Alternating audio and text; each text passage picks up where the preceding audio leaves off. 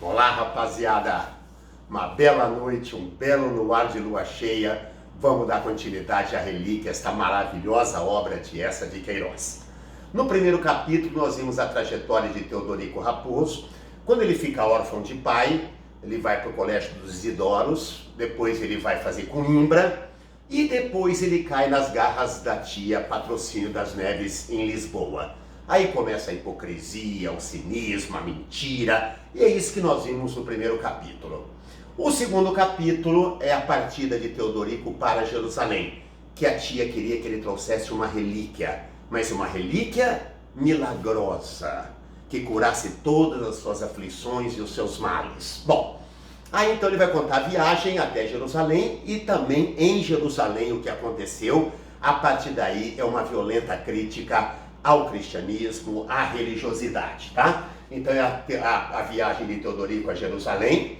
Ele para em Alexandria, no Egito, conhece um conterrâneo chamado Alpendrinha, tá? Conhece o grande amigo de romaria dele, o Dr. Tompsius, o alemão Tompsius, que vai ser o contraponto dele, né? Ele é a emoção, ele é a religiosidade, o amor, o Tompsius já é a ciência, é a razão, né? Que é a tese que ele vai mostrar que no final tudo é uma farsa, uma grande farsa, tá?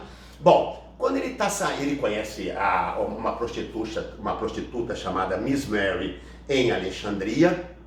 Quando ele está indo embora para Jerusalém, para a Terra Santa, ela deixa a camisola com ele, que vai ser a primeira relíquia, o primeiro pacote que ele vai carregar, tá?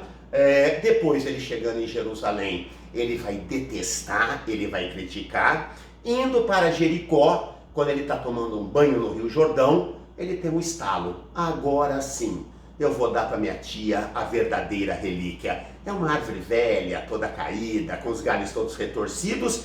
É ali que ele tem a ideia de tirar a coroa de espinhos que Cristo usou, tá? Bom, o encontro com o Tompsius, né? Sempre elogiando, sempre mostrando a cultura do Tompsius.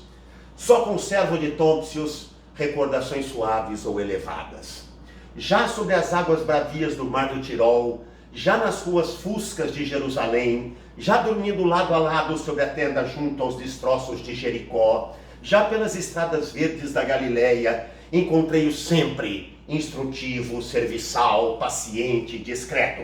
Raramente compreendia suas sentenças, sonoras e bem cunhadas, tendo a preciosidade de medalha de ouro, mas como diante da porta impenetrável de um santuário, eu reverenciava por saber que lá dentro, na sombra, olha agora, rapaziada, refugia a essência pura da ideia. É a razão, a ideia que ele tinha. Legal? Chegando então lá, que ele conhece o Tompsius nesse hotel das Pirâmides, ele também pergunta ao gerente do hotel, esse conterrâneo, o Alpendrinha, né? Depois do café, o meu sapientíssimo amigo, com o lápis dos apontamentos na algibeira da rabona da bolsa, que foi aquele monte de apontamentos, abalou a rebuscar antiquárias e pedras do tempo dos Ptolomeus. Eu, acendendo um charuto, reclamei ao Alpendrinha e confiei-lhe o que desejava sem tardança: ir rezar e ir amar. Rezar era por intenção da tia Patrocínio, que me recomendara uma jaculatória a São José. Apenas pisasse esse solo do Egito, tornado desde a fuga da Santa Família em cima do seu burrinho, chão devoto como do Macé. Amar era por necessidade do meu coração, ansioso e ardido. Alpendrinha, em silêncio, ergueu-me as persianas e mostrou-me uma clara praça, ornamentada ao centro por um herói de bronze cavalgando um corcel de bronze. E ali ele vai, onde o Alpendrinha indicou. Era uma prostituta chamada Miss Mary, que o Alpendrinha também pegava, tá? E aí ele vai se encantar com essa Miss Mary. Olha o encantamento dele. Ela era de York, esse heróico condado da velha Inglaterra, onde as mulheres crescem fortes e bem desabrochadas, como as rosas dos seus jardins reais. Por causa da sua meiguice e do seu riso de ouro quando lhe fazia cócegas, eu pusera-lhe o nome galante e cacarejante de Maricoquinhas. Então não esqueça, o apelido que ele dá a Miss Mary é Maricoquinhas.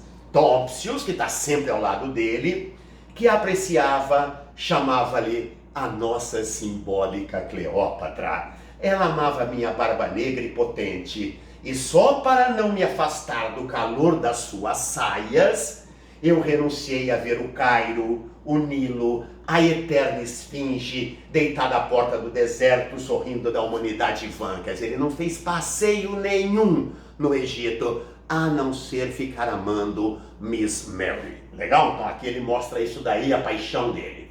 Bom, quando eles estavam partindo para Jerusalém, já estavam atrasados, o navio que eles iam pegar, o Caimão, já estava saindo, aquele dia, não, está atrasado, vamos lá, sai correndo daqui. Cavalheiros, ainda aqui roupa suja, rebuscada entre os cobertores revoltos, descobriram uma longa camisa de rendas com laços de seda clara, sacudia e espalhava-se um aroma saudoso de violeta e amor. Ai, era a camisa de dormir da Miss Mary, quente ainda dos meus abraços, pertence à senhora Dona Mary. E a tua camisinha, amor, gemi eu cruzando os suspensórios. A minha louveirinha ergueu-se trêmula, descorada, e teve um poético rasgo de paixão. Olha a emoção toda que ele põe, né?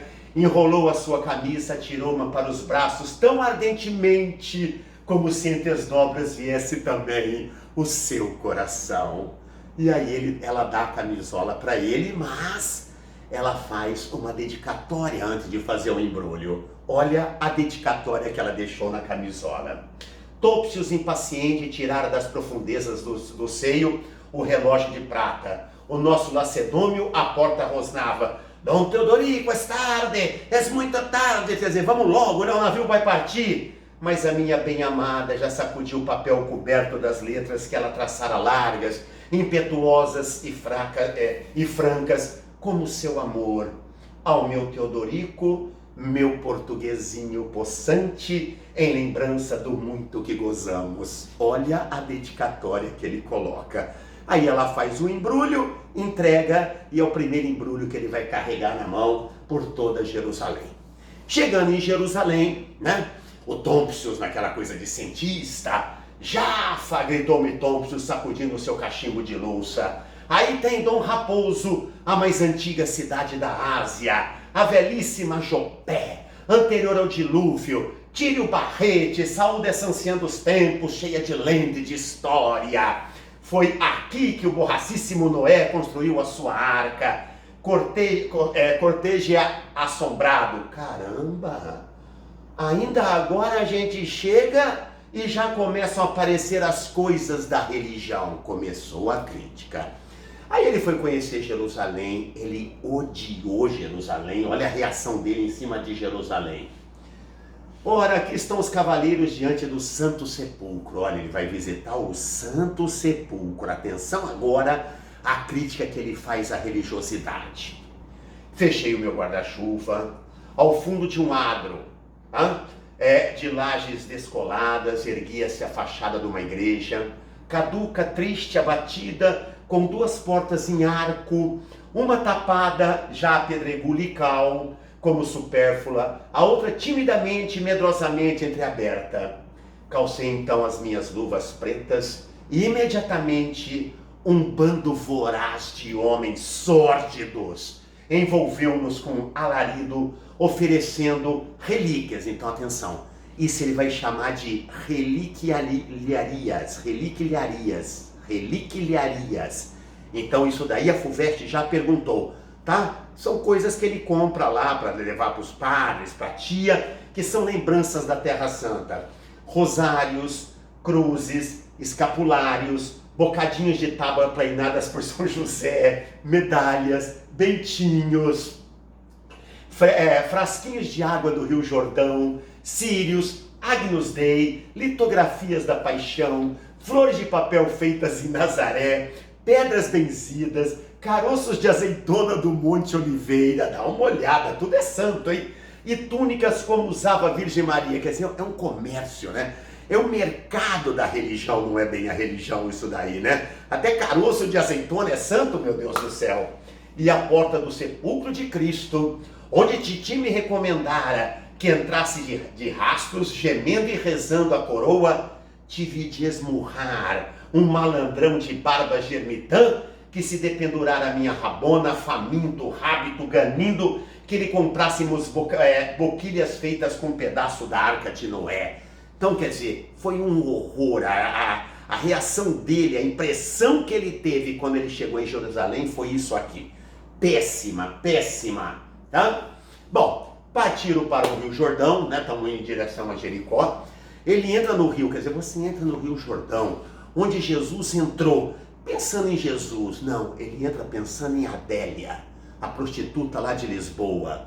E a hora que ele sai da água do Rio Jordão, é que ele vê uma árvore que ele chama árvore lustre, tá? Com galhos que poderiam formar uma coroa. Aí que ele tem a ideia de dar a coroa de espinhos que Cristo usou para a tia. Essa seria a relíquia milagrosa, essa seria a relíquia maior, né? Não aquelas relíquias pequenas que ele falou que ele comprou também.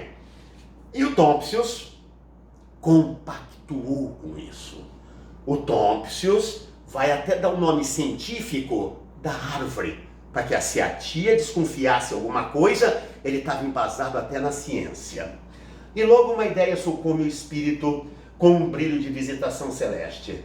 Levar a titi um desses galhos, o mais penugento, o mais espinhoso, como sendo a relíquia fecunda em milagres, a que ela poderia consagrar seus ardores de devota e confiamente pedir as mercês celestiais. Se entenderes que mereço alguma coisa pelo que tenho feito por ti, traze-me então desses santos lugares uma santa relíquia. Olha que hipócrita, né? Se você acha que eu mereço alguma coisa, merece, titi. Um galho ressequido, um galho todo velho, é isso. E agora ele pede para o Topsius, para justificar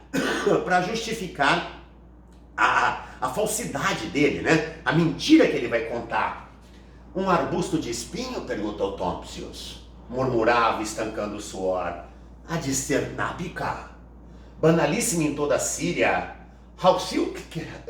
Hauselkist, o botânico pretende que daí se fez a coroa de espinhos. Tem umas folhinhas verdes, muito tocantes, em forma de coração, como a de Hera. Ah, não tem? Perfeitamente. Então é Lycium spinosus. Ele dá um nome científico. Quem está dando esse nome, Lycium spinosus, é o Topsius.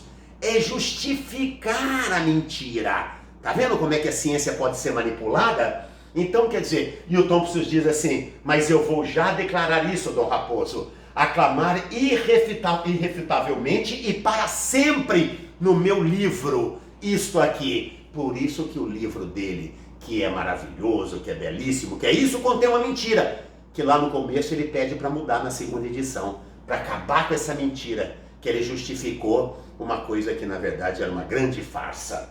Legal? Bom, o capítulo 3 é o mais belo, é o mais rico, é onde o Eça de Queiroz esnoba toda a sua cultura, toda a sua literatura, é simplesmente fantástico. Eles estão dormindo numa tenda, ali a caminho de Jericó, quando à noite o Teodorico vê entrar uma luz, um feixe de luz entra na tenda e diz, acorda Teodorico, acorda, e volta para Jerusalém. Ele estava em Jericó. E aí, a partir daí, é o realismo mágico, ou realismo fantástico, como queiram, entendeu? Na partir daí, ele volta para Jerusalém, mas ele chega em Jerusalém de Cristo. Na sexta-feira da paixão, quando Cristo está chegando em Jerusalém, que será preso e crucificado na sexta-feira. Então, na verdade, ele vai viver esse momento, o momento de Cristo chegando, Cristo sendo preso, numa linguagem litúrgica, numa linguagem extremamente erudita, extremamente requintada. É disparado o grande momento da obra. O grande momento, é onde Eça de Queiroz mostra toda a sua qualidade literária. Mas é o momento que ele critica violentamente o cristianismo, que ele vai passar por tudo isso, tá? Revive o Calvário de Cristo, né? Quando Cristo foi preso, vai ser julgado por Pôncio Pilatos, vai ser trocado por Barrabás, toda essa história ele conta, a crucificação de Cristo, tudo isso, né? Numa exuberância técnica, narrativa maravilhosa. E por fim chega a hora da ressurreição. E aí ele descobre que nunca teve a ressurreição, tá? Que o cristianismo, na verdade, a lenda inicial do cristianismo, que é a ressurreição, ele nunca existiu. Então esse momento é o mais delicado do livro, este momento é o mais agressivo do livro, prestem atenção nesse momento. A farsa da ressurreição. E Jesus, onde está? Em casa de José de Ramata, segredou Essênio, espreitando em roda como um avaro que fala de um tesouro. Para que nada suspeitasse a gente do templo, mesmo na presença deles, depositamos o rabi, o rabino Jesus, no túmulo novo, que está no horto de José de Ramata. 3 vezes as mulheres choraram sobre a pedra, que segundo os ritos, como sabeis, não fechava inteiramente, O túmulo de Jesus ficava uma fresta aberta, tá? Deixando uma longa fenda por onde se viu o rosto do rabi. Alguns serventes do templo olharam e disseram, está bem, e cada um recolheu-se à sua morada. Eu entrei pela porta de Genat, nada mais vi, mas apenas anoitecesse, José e outro, fiel inteiramente, deviam ir buscar o corpo de Jesus. Agora, cuidado com isso. E com as receitas que vêm do livro de Salomão, fazê-lo reviver do desmaio em que o deixou o vinho narcotizado e o sofrimento. Vinde, pois, vós que o amais também, e credes nele. Topsius deteve com avidez. Escuta, eu preciso toda a verdade. Que fizeste depois? O homem parou junto a 2 pilares de madeira, depois alargando os braços na escuridão e tão perto das nossas faces que eu senti o seu bafo quente. Era necessário, para o bem da terra, que se cumprissem as profecias.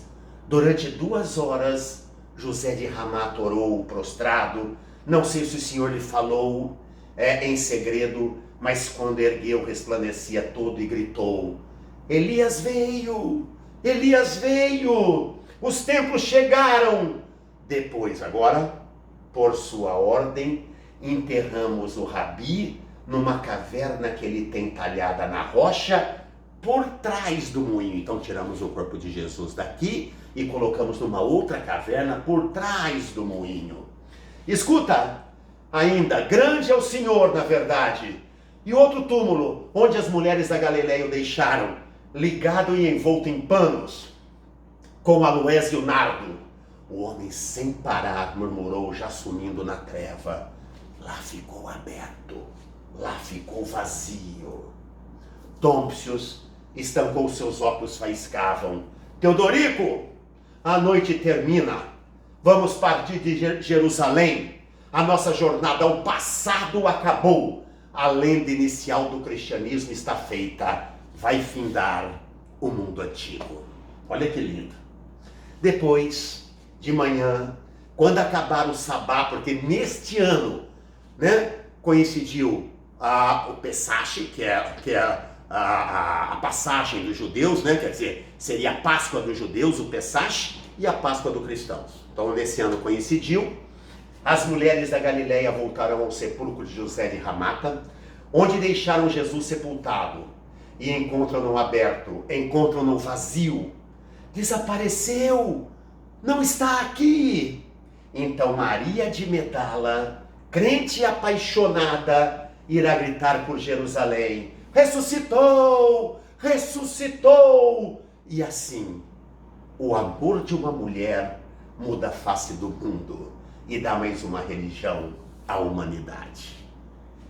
Perceberam como ele mostra a farsa da ressurreição, como ela foi montada? É aí que a grande crítica ao cristianismo, ao catolicismo, é esse momento.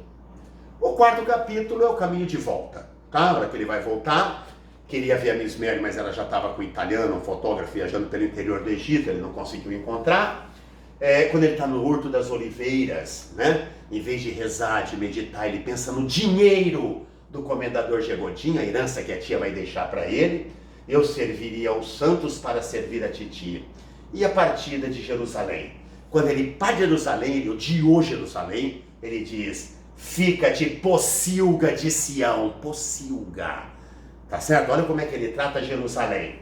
A hora que ele parte, ele esqueceu o presente, entendeu? Um pacote, ele estava com a coroa de espinhos e a camisola de Mismer. A hora que ele partiu, esqueci um dos embrulhos, ele tinha com 2 embrulhos nos braços, certo? Ele volta para pegar, pegou e falou, bom, deixa eu acabar logo com isso, me desfazer logo desse presente aqui, né, que é da Miss Mary. E aí um pedinte qualquer, né, estava ali, ele deu, olha lá, dá ao pedinte um embrulho que supunha estar a camisola, Tó, é isso aqui, porque ele estava com 2 pacotes. E ele deu o pacote errado. Ele deu supostamente a coroa de espinhos que Cristo tinha usado, daquela árvore toda retorcida lá em Jericó. Legal? E aí, o quinto e último capítulo é quando ele chega em Lisboa, tá a corte toda da tia, com os padres, né, com aquelas pessoas bajuladoras que lá, né, tia Patrocínio, Padre Negão, Padre Pinheiro, Justino, Doutor Margaride, todos esperando por ele.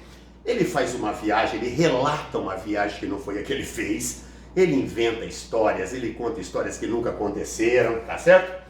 Distribui as relíquias, as reliquiarias, né, para as pessoas, presente para todo mundo, tá? E a hora que a tia vai abrir o presente em cima do altar dela, na casa dela, a camisola me cai, beleza? Ele é expulso imediatamente da casa da tia, ele não tem um tostão, ele vive dessas reliquiarias que ele traz, né, desses pequenos objetos que ele traz vendendo, até que ele é desmascarado, porque ele começou a vender demais, é muito engraçado, nós vamos ver já já. Aí ele conhece o Crispim, ele encontra novamente o Crispim é aquele amigo de infância do Colégio dos Isidoros, que agora você vai ver, e aí ele casa-se com a irmã do Crispim. Essa é a grande sorte da vida dele, tá? Casamento com a irmã do Crispim, Dona Jesuína, 32 anos, zarolha, quer dizer, uma mulher feia, né? E aí o Crispim pergunta se ele tinha amor, ele disse, ele teve vontade de novamente ser hipócrita e dizer que tinha amor por ela, mas ele diz, amor não, mas acha um belo mulherão, gosto-lhe muito do dote e havia de ser um bom marido.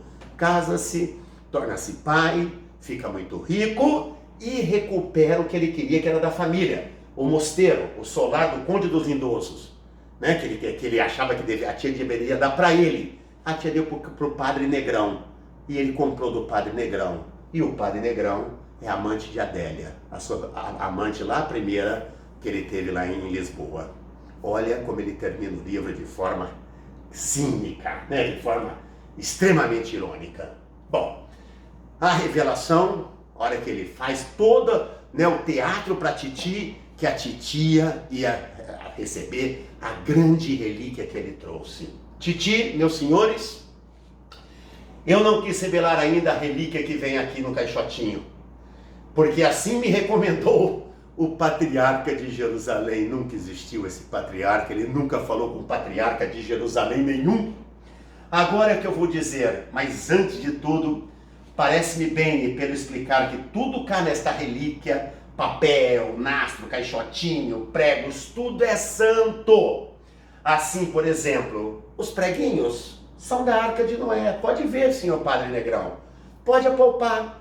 São os da Arca, até enferrujados. E tudo do melhor. Tudo a escorrer virtude. Além disso, quero declarar diante de todos que esta relíquia pertence aqui a Titi. E que lhe a trago para lhe provar que em Jerusalém não pensei senão nela, e que nosso Senhor padeceu, e que lhe arranjar esta pichincha. Ergui-me rubro de orgulho, é a minha querida Titi, só ela que compete pela sua muita virtude desembrulhar o pacotinho. Acordado no seu langor, trêmula e pálida, mas com a gravidade de um pontífice, a Titi tomou o embrulho, fez mesura aos santos, colocou sobre o altar, devotamente desatou o nó do nastro vermelho, depois com cuidado de quem teme magoar um corpo divino, foi desfazendo uma a uma as dobras do papel pardo. Uma brancura de linho apareceu. A Titi segurou-a nas pontas dos dedos, puxou-a bruscamente e sobre o altar, por entre os santos, em cima das camélias, aos pés da cruz, espelhou-se com laços e rendas a camisa de dormir de Mary. Nossa Senhora!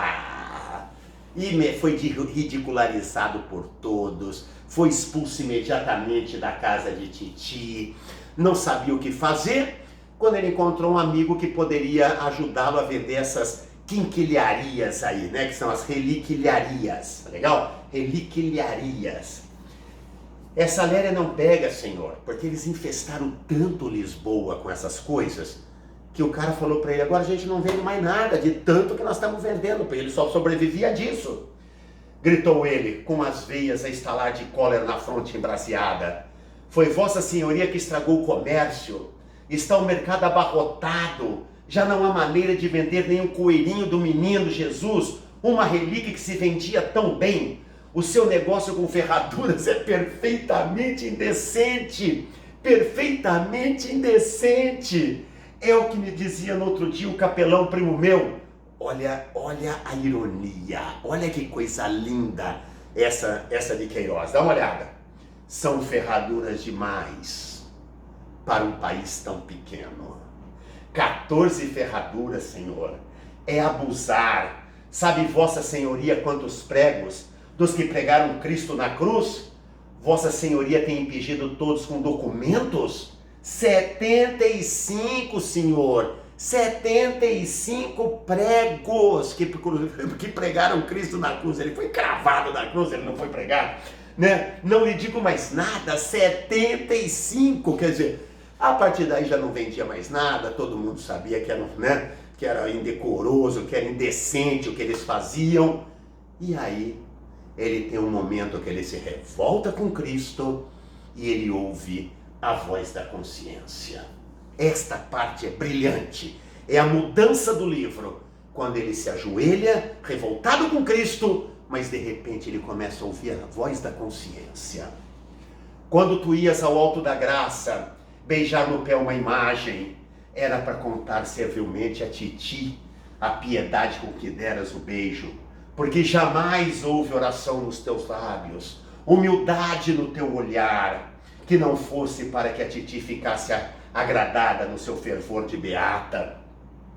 O Deus que tu prostravas era o dinheiro do comendador Chegotinho, e o céu para que teus braços trementes se ergueiam era o testamento da Titi, para lograres neles o lugar melhor. Filiste devoto, sendo incrédulo, casto, sendo devasso, caridoso, sendo mesquinho, e simulaste a ternura de filho, sendo só a rapacidade de herdeiro.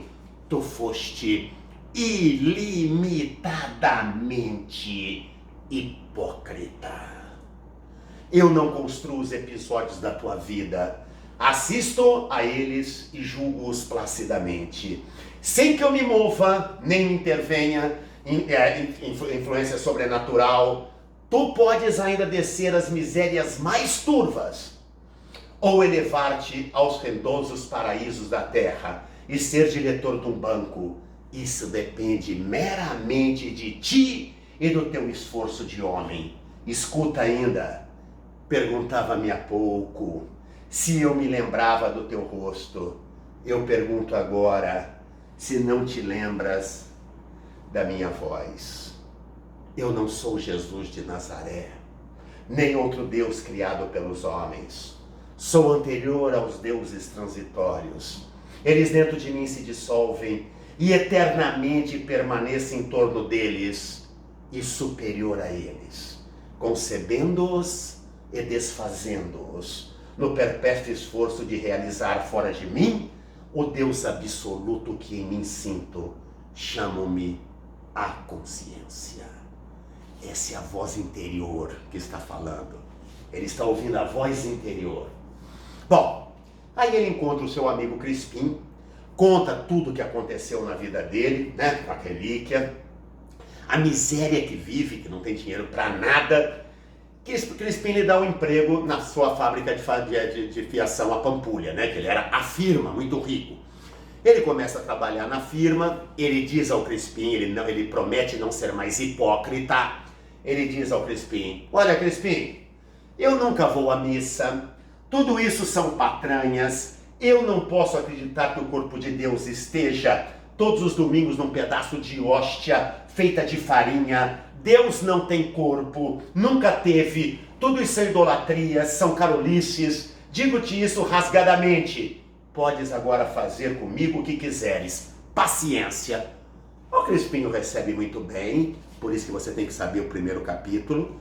Isso é muito importante, porque mesmo ele falando tudo isso para o Crispim, que era muito devoto, muito religioso, tá certo? O Crispinho recebe muito bem, e aí um dia um Crispim oferece para ele a irmã. Então, com que rainha se o Raposinho fosse rei? Ora, diga lá, senhor Raposo, aí dentro deste peito, amor verdadeiro a mana jesuína? Crispim e companhia admirava a paixão e o ideal. Eu já ia dizer que adorava a senhora Dona... Eu já ia dizer que adorava a senhora Dona Jesuína, tá vendo? Quer dizer, ainda ele veio aquela coisa da mentira, né? Continuar a mentira, a hipocrisia, como uma estrela remota. Mas recordei a voz altiva e pura da Travessa da Palha, né? A voz da consciência. Recalquei a mentira sentimental, que já me enlanguecia o lábio, e disse corajosamente: amor, amor não, mas acho-a um belo mulherão. Gosto-lhe muito do dote, e havia de ser um bom marido. E o Crispim diz: dá cá essa mão honrada, gritou a firma, né, que ele era muito rico. Dá cá essa mão honrada, pegou a mão dele, pôs na mão da mana jesuína, ele se casou, e aí ele foi feliz, teve um filho, ficou rico, vive muito bem, tá? E aí, terminando, concluindo toda essa história, já que é um livro de tese, ele conclui assim: pensando em tudo que perdera, conclui. E tudo isso eu perdera por quê? Por que eu perdi tudo isso?